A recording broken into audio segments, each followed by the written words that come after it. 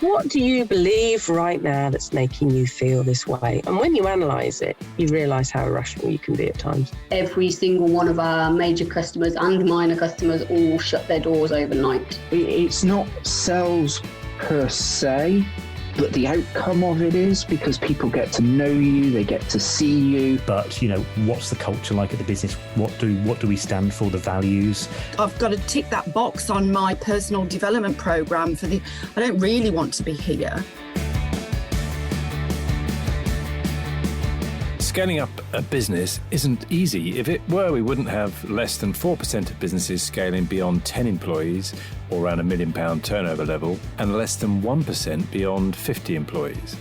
But the contribution that we make as owner-managers to our economies is immense and should never be underestimated, yet it can be a tough gig for all of us at times, and only other business owners truly understand the challenges that we face. And through ScaleUp Radio, we aim to help make things a little easier. We interview guests who have been where you are now and may have faced some of the challenges that you are facing. And they offer their thoughts and advice on what has worked for them, as well as what didn't. And we've also combined many of the lessons from these interviews, and also through working with hundreds of owner managers over the last 10 years or so, into a practical scale-up handbook that we've called the Entrepreneurial Scale-Up System, or ESUS. And it's for owner managers like you and me as we navigate our own scale-up journey. And you can order a copy through your favourite online book retailer, or by going to all the W's, esusgroup.co.uk, www.esusgroup.co.uk. Oh, this is another episode of ScaleUp Radio that you're just going to love. Today I talk with Charlie Winton, who's the founder of OK Positive, and they're in the field of mental health. So they've developed, or Charlie and his team have developed an app in this area, but an app with a difference, because it is a fairly crowded marketplace with all sorts of different things going on, but there's quite a significant difference with this app. And Charlie comes at it and he's quite open with the fact that he came up with the idea because he was suffering from panic attacks in the workplace, and he was looking for ways to help him out. And since he has been following the systems that he's developed within this app, he's not suffered a single panic attack for those 5 years. And the knock-on effect to businesses and to the whole economy, we all know, is incredible when you think about the impact of mental wellness, or the lack of it. So OK Positive is now only 3 years old, but they're already cash positive. They're looking to raise investment, but Charlie bootstrapped the business right from the very start, using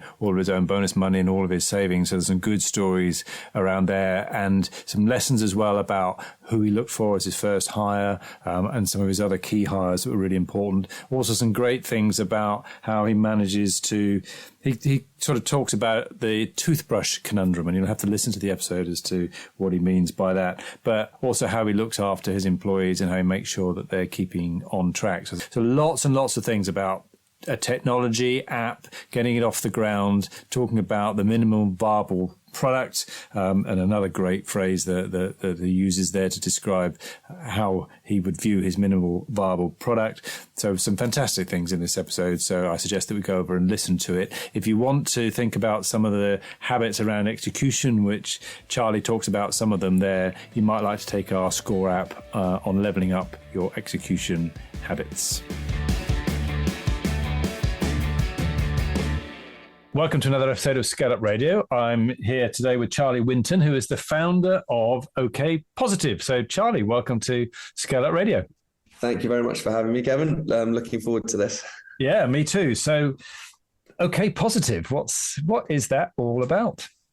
Well, it's a business that was born out of lived experience, really. So I selfishly tried to solve my own problem. I struggled with my mental health in the workplace, found that a lot of the resources were very reactive. I waited for you to have a problem before trying to solve it. And so I wanted to look at the inspiration of things like Fitbit and physical health, and how we changed behaviors and supported ourselves through technology and self-awareness and encouraging healthy habits. So wanted to create the mental health version of that, and do that within the workplace, because that was selfishly, as I said, where I struggled. So solved my own problem, really. It was born out of that. But it's a mental health platform designed for individuals and organizations to use.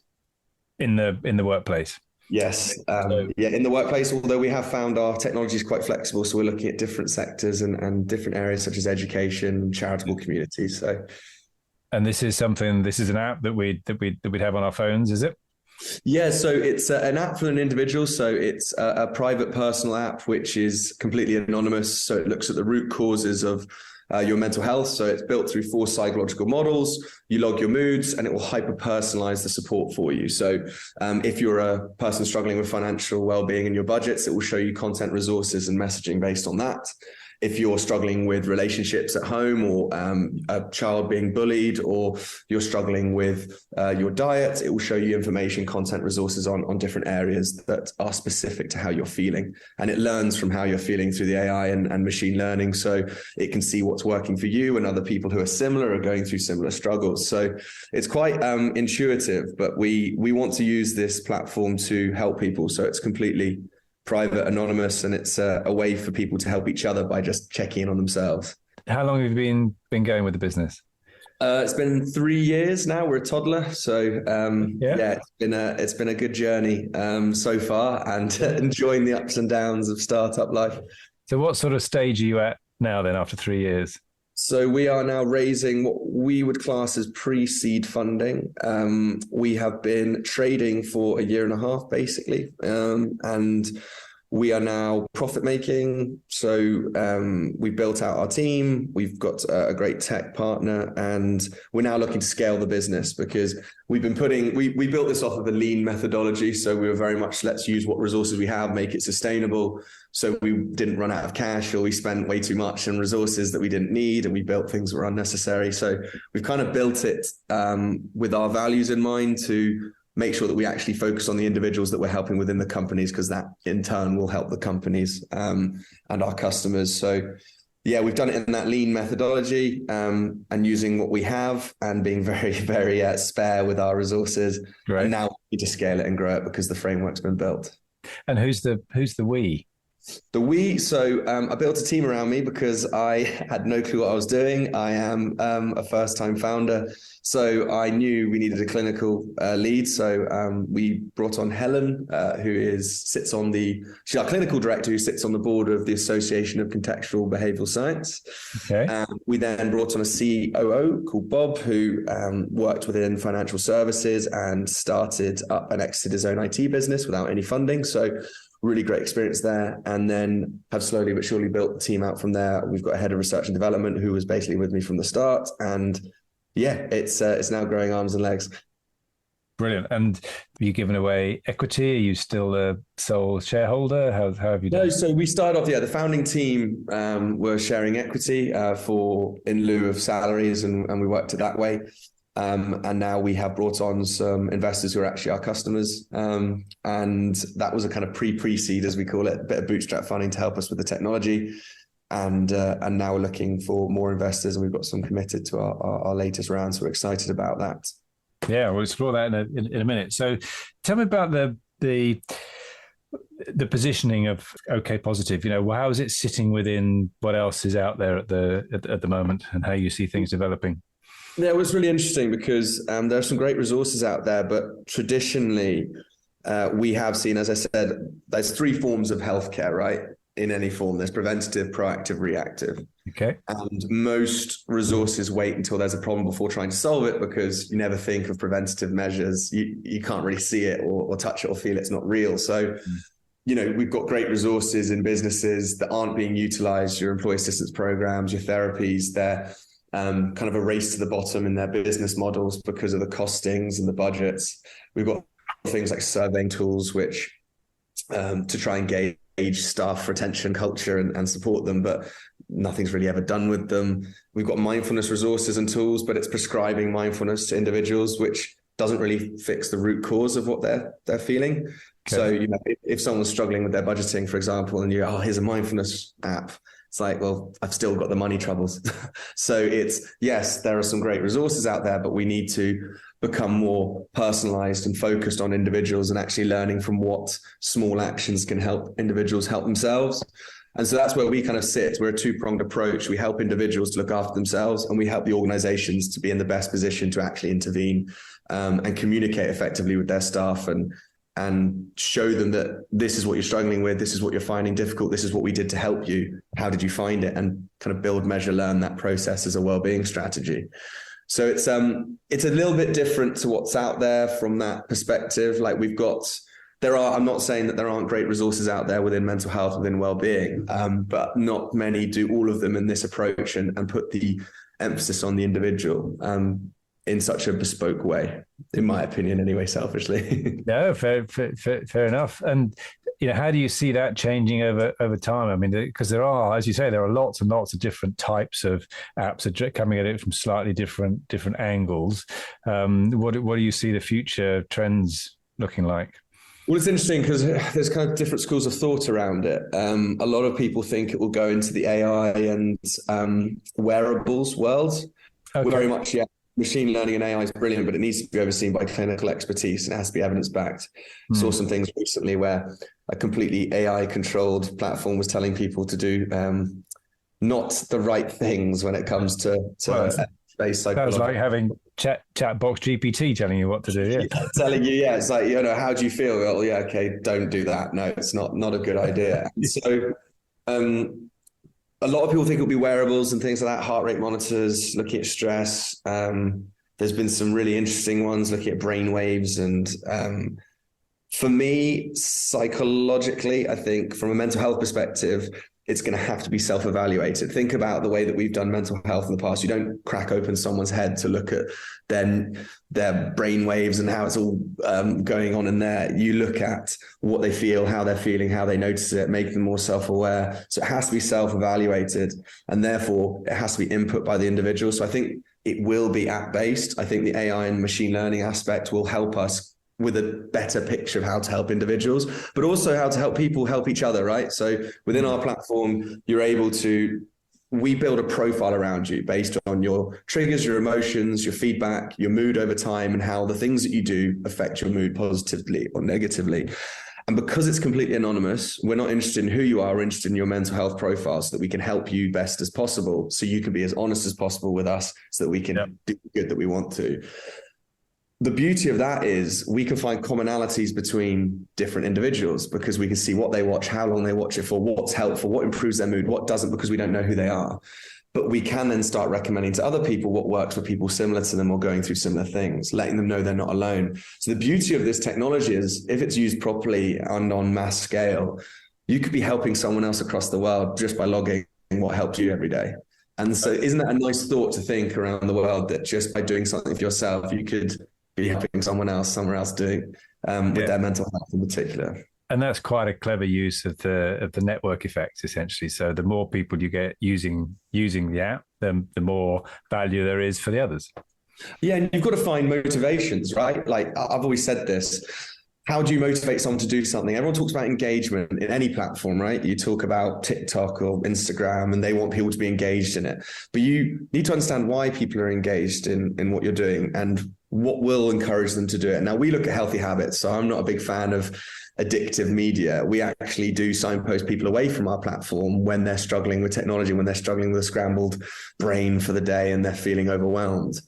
What we care about is the motivations of individuals. So if you have I'll give you an example, a construction worker, and they've got a platform of wellness that shows them yoga videos and mindfulness, they're probably going to chuck that in the bin. I'm stereotyping, but it's quite often the case. There's low engagement, but they're also the most stressed people, and they're most likely at risk of suicide. It's 15 times higher in construction than in other sectors. Is it really? Wow. From my perspective, you've got to look at the motivations. So if they're struggling with their finances, you're going to show them budgeting tips, tools, resources. They'll watch that. If they've got a child who is getting bullied at school and you show them content to help them talk to them and connect with their children more, they're going to watch that and they're going to benefit from it. And then you position it as you could help your mate at the pub who's struggling by learning this. They're going to learn it because they want to help their mate at the pub when he's having a tough time and be able to listen effectively.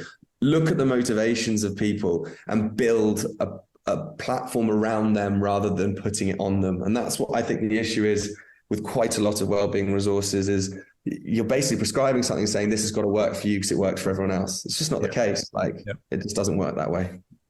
So does that mean that it will always be a standalone, do you think? Or do you think at some point it might morph into the wider employee engagement and all of those good things, the more sort of HR aspects?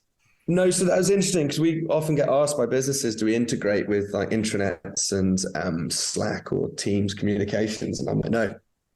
And the reason being is we're a third party kind of force field, and we are completely anonymous. We don't identify anyone. We can't even identify people who are struggling. We have to push out notifications universally to all of our users to say we care about you. Here are suicide helplines, and we make it that it pops up for those individuals automatically through the system if they're struggling or their moods are really low. If we then integrate that into their company systems, the trust goes because they're like, well, they've got my employee ID number, they've got my email address, all these different things. We very much want to protect those individuals because our promises to the companies will get you real feedback because we'll let them be honest because it's completely anonymous, and we'll protect those users and we'll support those users so that they are being supported effectively and you can get the real honest feedback from them. So I don't think it will. I think some companies are doing it and they're doing it with some commercial success, but long-term sustainability, it's unlikely in my opinion. Interesting. Very good. So you mentioned you're profitable. You just mentioned commercial side of things. So how does the business model work? So we do it on a SaaS license basis. We do like 18-month contracts, 2-year contracts, because we started off with a model of monthly subscription, and it set the wrong tone with companies by saying, yeah, we'll sort this all in a month. No, everything will change. Engagement will dip. It will go up and down. Communication, there'll be new issues.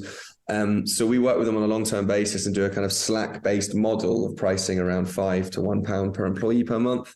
So like for £12 a year, you could be getting this full element of support for your staff. They've got discounted therapy through the platform. They've got healthy online retailer discounts. They've got everything you'd get from all these different providers. You probably have a surveying tool. You probably have an EAP. You've probably got a perks and benefits platform. We kind of do it all under one roof because we're not interested in, here's 17 different things, great resources that no one ever goes and looks at. We've got to bring things to people to make sure it's relevant. So yeah, and that's our kind of model. Very good. And so you've got yourself to profitability within the 3 years. But you said you've been profitable about 18 months, did you? Yeah, so as I said, we've been very lean in the way that we do things. We've done this. I paid at the start with basically all my bonus payments I worked 2 jobs. I paid it with my bonus payments and paid off the tech costs with my salary and built it that way and put my life savings into it. So you absolutely bootstrapped from the start. Oh, we bootstrapped it completely because, like anything, if you get investors too early, and I say this to founders, I was doing a talk for entrepreneur graduates the other day at university, and I was saying there are no right ways or wrong ways of starting a business, but if you're doing something you're passionate about and it's a passion-focused, long-term goal of solving a big problem, you're not going to be saying to investors, we're going to, in 3 years, we're going to be giving you 5x return, because you're going to start chucking advertising in. You're going to make unethical decisions for commercial benefit.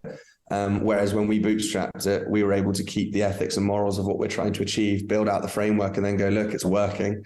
We're engaging more people. Our engagement retention is around 61% from our users currently. The average for SaaS is around 30%, and employee assistance programs is 1 to 10%. It's because we've done it the way that we have. We focused on the individuals and not the companies as such, because we know if we look after the individuals, they'll respond to the companies will be able to help them, and they'll have more productive employees. So it's a win-win for everyone. So we bootstrapped really, and that's why it's taken so much longer than I'd hoped, but that's, no good thing comes easy, right? Well, absolutely. So, and one of the challenges at the beginning must have been to actually limit the scope of what you wanted to build out, didn't it? I would imagine. So how did take us through some of your thinking there? Yeah, so I had all these great ideas. I was like, this is going to be perfect. This is going to work. This is exactly what everyone wants.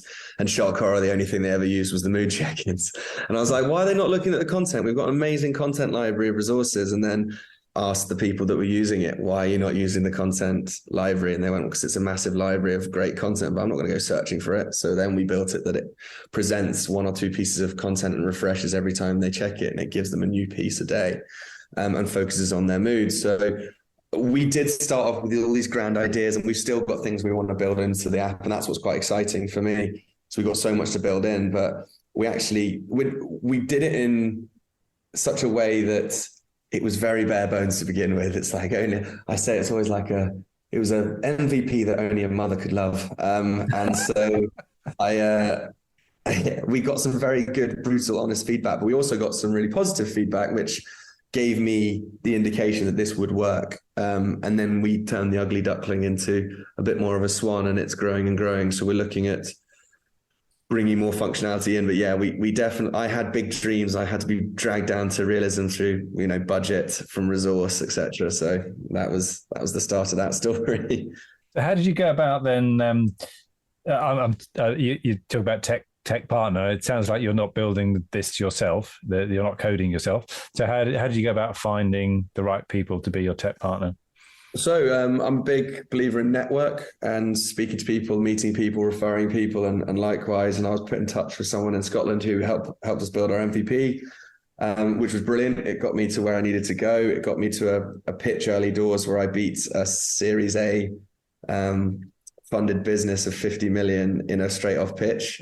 Brilliant. With a prototype that cost me £6,000, which was interesting. So it kind of gave me that. That was a pitch within a company, was it? Yeah. Great. The issue was then I said, they were like, let's roll this out. And I was like, need to build it. so it was a bit of it was a great feeling. And then it was like, I hit a real high and then hit a real rock bottom because we didn't manage to close it because I didn't have my app. So you didn't manage to get that one over the line? No, because I only had a prototype for them, but they thought it was that good a prototype. They thought it was that. And they're like, right, let's roll it out. And I said, no, you need to help me build it. This is the cost, etc. Tried to do a co-investment schedule with them. But it gave me enough inspiration there to know that I could have beaten a competitor in the market or deemed competitor. I'm a big believer in well-being, that we're all collaborators rather than competitors. I think that so many people do different methods that, you can't have one resource that does everything, but there's always ways to work together. But yeah, in terms of that, it gave me enough confidence that we were going to go somewhere with this. But yeah, so then from there, I met and was introduced to another tech company that we became an innovation partner with. And we've got a brilliant working relationship with them.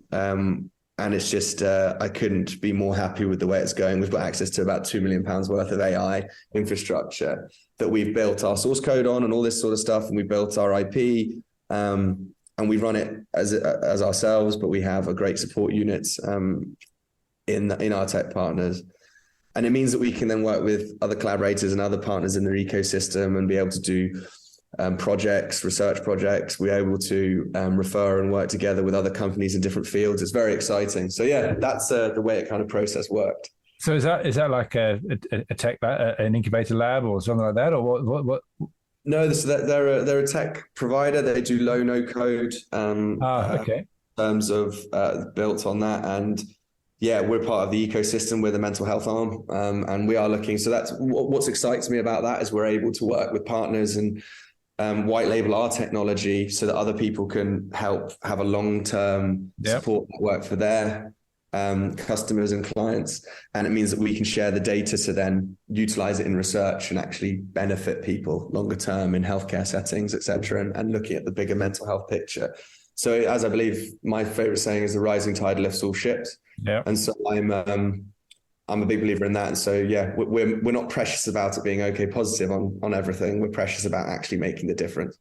And if we have that positive impact, working with people just delights us to do that. So excellent. And so take me through some of the key milestones. Obviously, the key milestone where you won the pitch, but then had to admit that it was just the prototype. So take me through some of your key milestones to date then that's got you to where you are. Key milestone, £12, company's house, incorporated the business. That was a new one. I was like, what the heck do I do?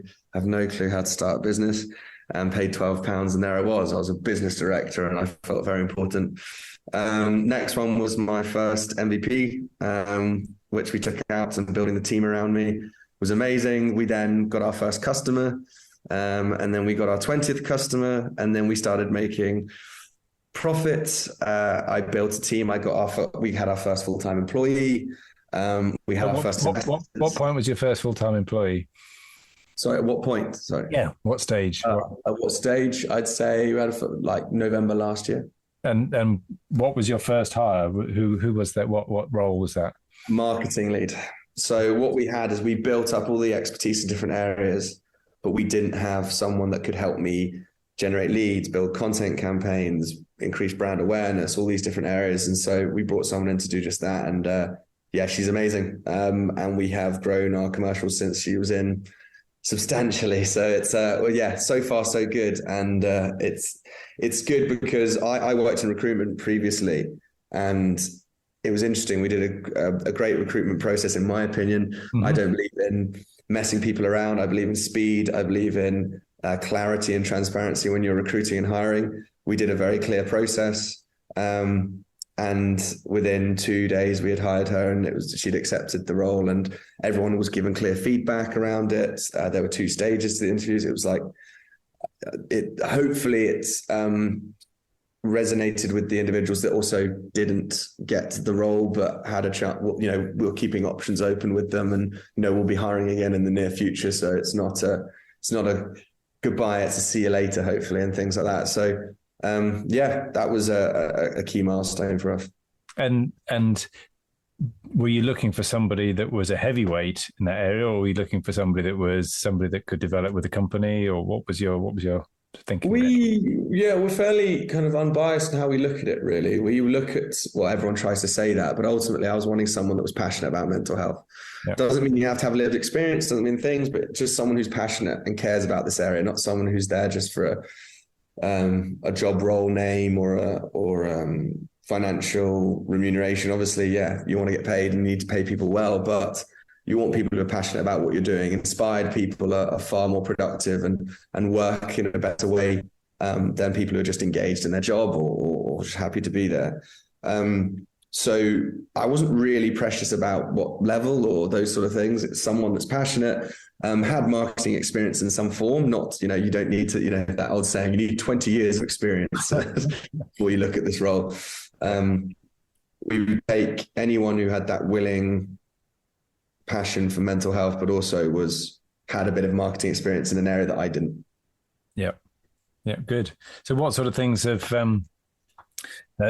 she done that's worked? What are some of the most successful ways of generating leads? Well, ultimately she built out content campaigns that I think almost quadrupled our partner base of content providers. We work with people in so many different fields, right? Nutritional well-being, financial well-being, workplace well-being, diversity, inclusion, all different topics, everything and anything, because everything makes up well-being, right? She basically quadrupled our content partners. We've got some great relationships with them. It increased our referrals, it increased our lead generation.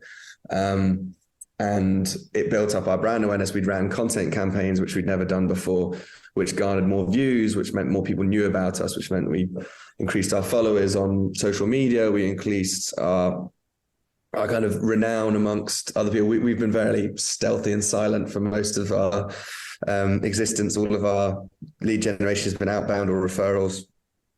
But now people are recognizing us and know who we are and inviting us to come and do workshops, to speak, to help different business leaders through challenges, and also teams through lived experience. So I couldn't be more happy with how it's going. Good. So key milestone, taking her on board. So what next? The 61% engagement retention stats, where our tech partners basically said if they had that at their old business, they would have been popping champagne for 3 days. That you don't see that in SaaS products. So don't get me wrong, things will change as we grow. You don't know how things will react, but the fact that we have a key awareness of what our engagement is, and that's our key. It's if we engage people in healthy habits, we'll make a difference, because we know everything in our app is clinically proven to benefit people's mental health. We need to get people using it. And and not addicted to it, because it's not that sort of platform. I mean, you can't get addicted to mindfulness. You can't get addicted to workplace wellbeing videos or messages, but you can create habits. I call it the toothbrush conundrum, where, no one gets up in the morning and says, God, I can't wait to put some Colgate on my toothbrush and brush my teeth. It's amazing. But everyone does it, right? Because they know the positive impact and benefits it has long-term. That's what we're saying about journaling, logging your moods, and actually paying attention to your mental health and noticing how you're feeling on a daily and regular basis. So that's one of our biggest milestones. So you're getting a 61% engagement rate. So usage rate of the effectively it means so the way SaaS metrics are looked at is 30 days, right? So after 30 days of the platform, how many of your original users are still using it? Yeah. Which is big, right? Because if you think about all the apps you use for the first time, do you use it regularly for a month and then use it again? Yeah. Not often. And so, but the key is we learn, right? We're not going to be perfect. We're certainly not perfect with 61%, but it's a great start. And so that's where we build in different functionality, whether that's hook and reward, streaks, gamification, points. If it's nudge theory, specific notifications at times that are relevant to individuals. Everyone knows how annoying a notification is at the same time each day with the same message, or an app telling you to breathe because your heart rate's up when you could just be on a run. But if it's at the right time, the right message, it can be incredibly powerful. For example, it's 7:45 at night. You usually log in for a sleep story. Here's your sleep meditation. That's really relevant. Oh, that's exactly what I didn't realize I wanted that. That's amazing. Convenience is really important. So we're looking at different ways. And then also group responsibility, which I'm really excited about, which is look at it from a family perspective, right? So our users will be able to add their friends and family via their username or whatever they've called themselves in the app. So a company will never see what their username is or who they are, but you could be called, I don't know, Kevin 28 or whatever.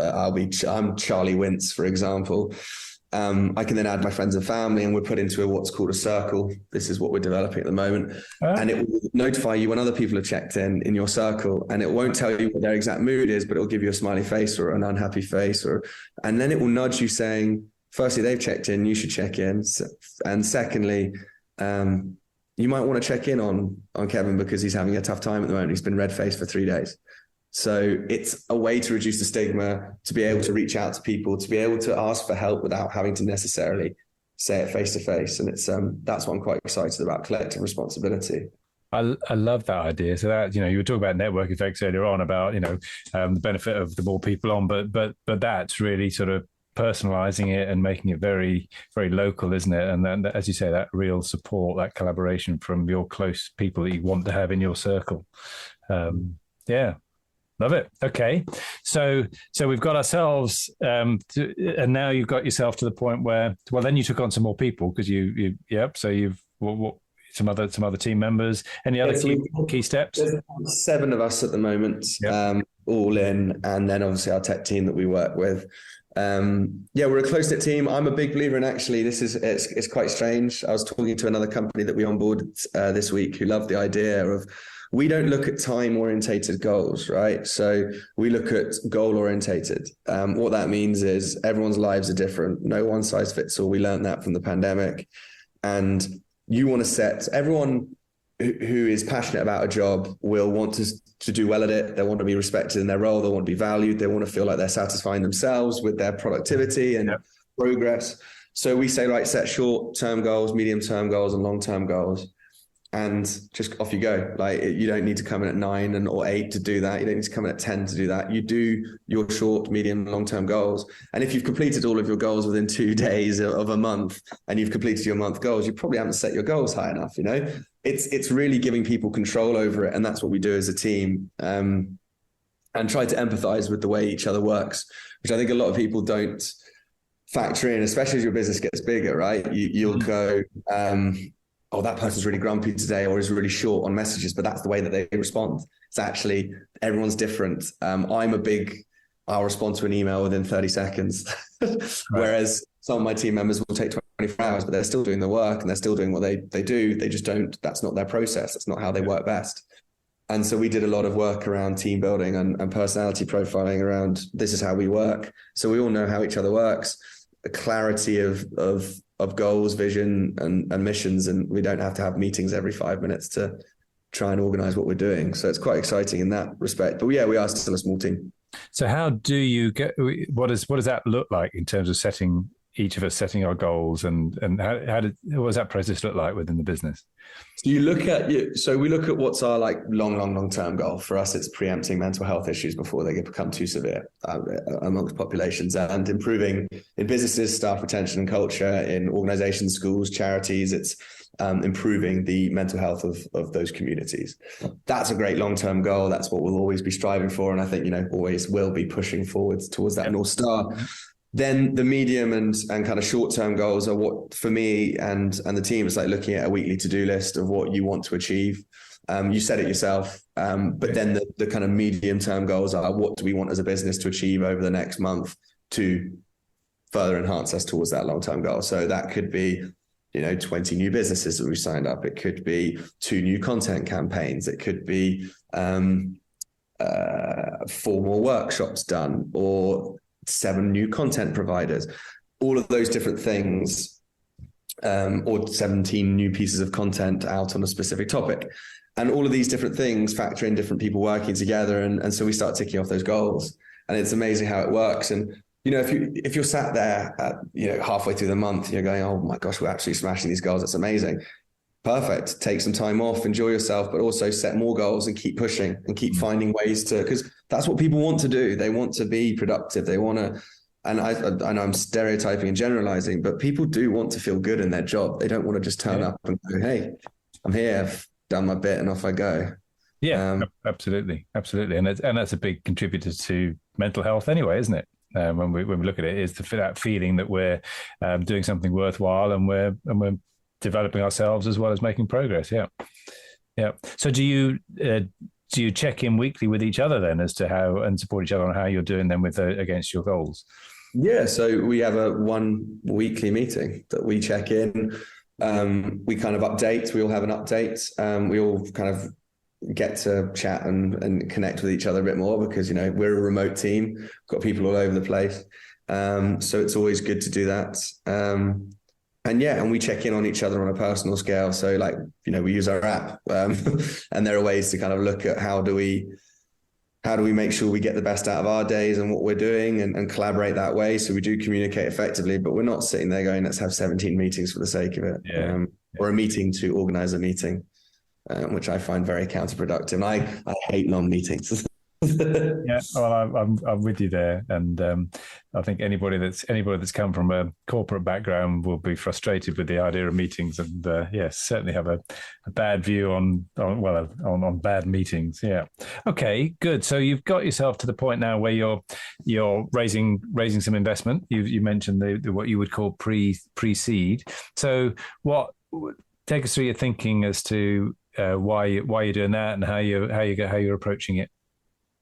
Mainly because I look at the schedule of the team, and I look at me as a sales function working with Shona in the marketing team. I mean, I'm booked up now for 3 weeks. We have a pipeline that's quite large. We've got people that we want to do a good service to. We want to be looking after these teams. We want to build a customer success team. We want to have more outreach. We want to kind of scale what we're doing and our methodology and our framework. And we need infrastructure and people to do that. So we don't need to spend money on the tech. We don't need to spend money on all the things that you're doing to build a business. We need to spend money on scaling the business. And so that's why we're doing it. Now is the time. And we're looking for investors that are very much they don't have to have, once again, lived experience in mental health, but they have to be passionate about it. It can't be, I'll chuck 25 grand at you because, tax relief, or I'll chuck 25 grand at you because, I want you to make me, 10x in 2 years. It's much more about, I believe in what you guys are doing. I like the vision. I can see it working, and I want to be useful in some way to the business. Whether that is just money, that's fine. But we do want people who are, and what 2 of the investors that are coming on board or committed to our round are within physical health experience, and also cybersecurity, and actually psychology and charities, which is a big area that likes to work with us as well in terms of charities, because we can help them with their communities as well. So that's our thinking around the raise. Very good. And of course, I mean, the money side still is important, even though you're looking mainly for the passion. And one of the challenges with an early stage business and looking for investors is how do we go about setting the value, So what basis are we valuing the business? So what's your thinking behind that? So we base it on the technology created, the revenue generated, the team and IP, and then we also generate on the pipeline that we have. So everyone that we've got in our pipeline, we've got over 280 businesses now, 83 at proposal stage. If we close 10% of that, we're looking around 133,000 monthly recurring revenue. So you build your valuation based on. Valuation is always funny things. It's what someone's willing to pay, right? It's like, what's the price of a pint of beer? Well, you base it on market and all those kind of things, and not what it costs to make it. But actually, at the end of the day, if someone's willing to pay 20 quid for a beer, you'll sell it at 20 quid. So it's like, for us, we built it on those factors, but we're very steadfast and this is what we're worth. And actually, we do tend to see a lot of like pre-revenue, early stage businesses, which are a bit more risky, will get lowered on their valuations because which actually in long term is bad for investors. It's a very small-minded way of looking at it, because ultimately, if you have a founder or a founding team that are kind of basically run out of the business by Series A, your business is no longer being taken forward by the people that created it. And also they're not going to be motivated. So if you have a higher valuation and you have a smaller percentage, in the longer term, it will reap its rewards for you. So that's the thinking around it. Very good. So what's next? What if we look 5 years down the line, what will you count as success? Oh well, 5 years. 5 years is a long time, isn't it? So we are looking at a couple of deals that could potentially see us into 5 million UK households. We're looking at deals that could potentially put us into some of the biggest corporates globally. But, from my perspective, it's how many users that we're helping and engaging on a regular basis. So 5 years, we've got a couple of projects that are going alongside. We're actually looking to support schools for free, something I'm passionate about doing, safeguarding. I'm actually focusing on what young people want and need support with, rather than here's just a curriculum of what you get. So we're launching, I want my schools project to be rolled out. I want our charitable projects to be rolled out, and I want to have over 1 million users in the next 5 years. That sets a nice little target for me, because let's face it, if we do that one deal, we're on track and we'll smash it, but nothing's ever that easy. So I just want to help people with this, and in turn that makes us money, right? And we're a very commercially viable business, but the driver is helping people, because for me, if we help those people, then we're making more than enough money for both us and our investors. Yeah, and helping 1 million people to improve their mental health. That's a pretty laudable goal, isn't it? We'll get there, but that's only for the next 5 years, and then onwards, then we scale it massively. Well, absolutely. So what is the long-term vision? What are you really hoping for in the long term then? I want our system to be able to basically trigger notifications for individuals, telling them they're on a slippery slope and these are the reasons why, and this is what we can do to help. I want us to be able to prevent crisis situations. I used to have 3 or 4 panic attacks a day at work. It ruined my personal life for a bit. It ruined my health. I became depressed, and I wanted to solve the problem for myself. 5 years later, doing this process and framework of triggers, emotions, and small actions taken from that, I haven't had a panic attack in 5 years. Doesn't mean I haven't felt stressed. I haven't had problems, but I've never got to crisis point. Excellent. And I want to educate everyone on that because it will help save lives at the end of the day, but also at the same time, it will help improve businesses. It will help improve the economy. There's no loss in helping people with mental health. There is no downside. I mean, the money and pricing for our platform isn't like, if we save you 2 weeks of work, I'll give you an example, actually. We pitched to a company of about 170 employees. I knew one of the employees at the business at the time. I knew they were struggling, and I offered a pricing model out to them. They said, no, not for us. About a month later, that individual went off for 2 weeks sick leave. That would have paid for the app for the entire business for 2 years, her cost of her being off for 2 weeks. Yeah. And they would have found out the reasons why she was struggling earlier, and they would have been able to do something about it and help her rather than wait for her to go off sick. So that's the sort of thing I think we need to, there's no downside for looking after people and looking after each other, and more importantly, looking after ourselves. So that's where the focus is. Excellent. So what can we point to one or two things that you think you've absolutely nailed, that you've got right, that were big, good decisions that you've made? Focus on the individuals. Okay. Be transparent around that. So, we will say to businesses, we're looking after your staff, as an example. We're helping them to look after themselves. We're giving them a trusted signpost to resources and support based on them. Because if we focus on the company, then no users would use it. There's no benefit for anyone. It's a slippery slope to the bottom. So that's one. And the other area is we focused on our ethics and morals. So and our values and what we believe in. We practice what we preach.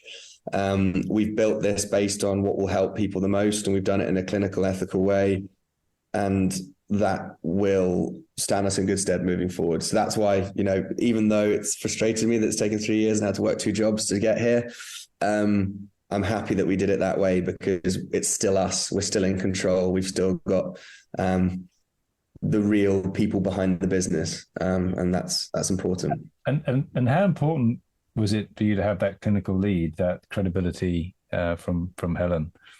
Massively, because I am just lived experience, right? I'm not an expert. I don't pretend to be. I talk about my own lived experience, and if that helps people, brilliant. But we needed clinical credibility. And from Helen, who's very well connected in the space, we've got a clinical board now being built. I've spoken to some of the people who designed these clinical models, who are going to be collaborating with us. So it's a good vindication of, right, this idea of how do we do this? Right, let's attach it to some psychological models that we believe in, and then get the validation from the research that we're doing in universities, from the individuals who created the models. I mean, that's powerful. And it will only stand us in good stead moving forward. So it was absolutely crucial. Yeah. I wouldn't be without her, but don't let her know that. Well, that's at least 2 people you wouldn't be without now. Yeah, no, exactly. Good. And if I've asked you what you think you've done right. If you were to, are there 1 or 2 things that going back you might do differently? What things might you change if you had the opportunity? It's a good question. Loads of things, probably. I've made a million mistakes while doing this, but they're all very small. And while they're small mistakes, they're still important. I think we brought on some people to help us with investment early doors, not like very, very early doors. And it was a mistake. So running before we walked sort of thing at that point, that was one area, I think. So what were they brought on board to help you with? To raise money. So I thought, okay, let's look at it and see if we can raise money. Right. And it was a mistake to even look, and that sort of thing at the time, because it took away the focus at that point. It distracted you from it. It's a distraction, right? If you're a founder and you're raising investment or raising funds at the same time as trying to build your business, it splits you in half, really. And so that was probably the biggest mistake. And then probably that would be it. Everything else was just small little things that were easily resolvable, but sweating over it was probably the biggest mistake of all. Is every small thing, or actually that's a good one. When someone doesn't like your app or doesn't like your platform, treating it as your baby is perfect. No, it's nonsense. It's not. You need to keep learning, have a thick skin around feedback, and treat it as bad feedback is actually better. That's hard, isn't it? Oh, it's massively difficult, but it's quite fun, actually. I've now become far more immune to bad feedback, so I don't mind it as much now. But the good thing is we tend to get less, I suppose. Yeah. And it's balanced by a lot of positive feedback. So yes, the more you do it, the more you know, actually, well, okay, it maybe it's just something we need to think about for that individual or whatever else, but it doesn't mean the whole thing is rubbish. Yeah. Yeah, it's the way I always say, your real friends are the ones that say you've got a bit of food in your teeth, right? Right. Because other people will let you walk around with food in your teeth and you'll look silly for the rest of the day. You've got your big presentation. A real friend will say, "Oh, you got food in your teeth, so you can correct it," and you can go, "Actually, I've got rid of that." And that's the same thing with product. Is if there's a bit of food in it, in the teeth metaphor, silly metaphor, then you want to get rid of that and you want to fix it, or you want to find a solution. And that's what we tend to look at. All right. So what do you see as your biggest challenge then moving forward, achieving that 5-year goal, for example, or moving forward as you scale? What do you see as your biggest challenge? I suppose it's the economy, really, because we've got an issue where the cost of living is going up. People are becoming more stressed. There's never been a time that they've needed our resources more. There's also never been a time where companies have less budget for it. So that's probably our biggest challenge to navigate. And that's why we're doing these partnerships. That's why we are working with businesses to go after markets. It's why we are, positioning ourselves in terms of pricing is really quite, it's a way to actually consolidate your spend on 5 different platforms and build it under one and actually engage your people. So, that's the biggest challenge probably over the next 2-3 years. Also the fact that mental health issues are only increasing, right? And we need to actually start doing more to turn it back the other way. Yeah. Super. Great. Lots of really good things there, Charlie. And, a fascinating story, and certainly wish you all the best in the next steps. 1 or 2 quick fire questions just to finish off with. You up for that? Yeah.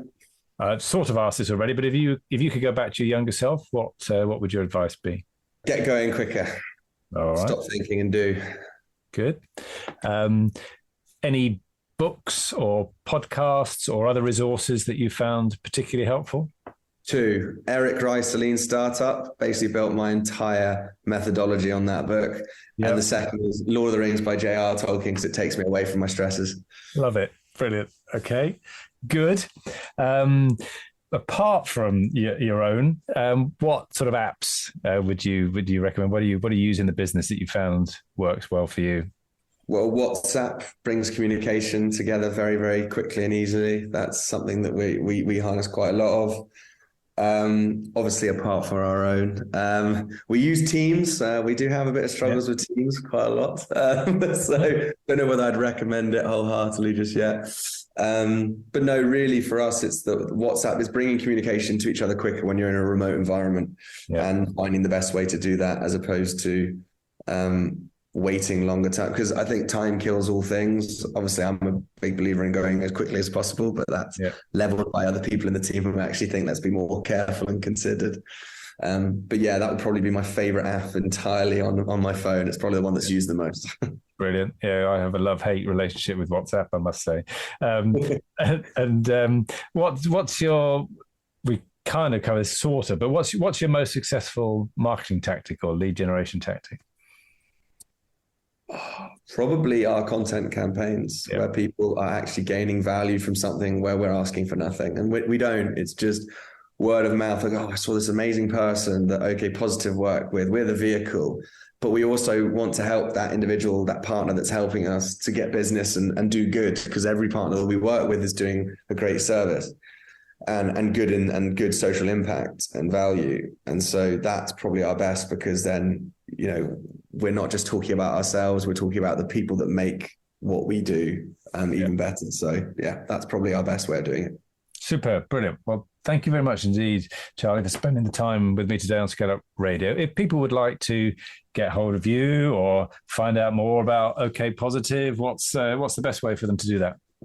Well, yes, of course, they can check us out on LinkedIn. They can come to our website, which is www.okpositive.org, or they can reach out to me directly at Charlie, which is IE, at okpositive, all one word, .co.uk. That's, I love actually speaking to people about, on a human level, about mental health and sharing stories and experiences. So I don't believe there's any such thing as a bad meeting. So if anyone does want to reach out or just wants to talk about mental health or know a bit more, then I'm happy to speak to anyone.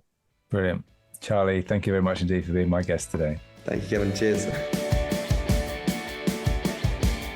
I hope you enjoyed that discussion, and if you're building and scaling your own business, you might well be interested in our book, The Entrepreneurial Scale-Up System. And it's exactly what it says on the tin. It's a practical handbook around scaling a business in a structured way. And you can order a copy on all your favorite online retailers, including an audio version, or you can find it and other supporting resources on our website, www.esusgroup.co.uk. That's esusgroup.co.uk, which is esusgroup.co.uk.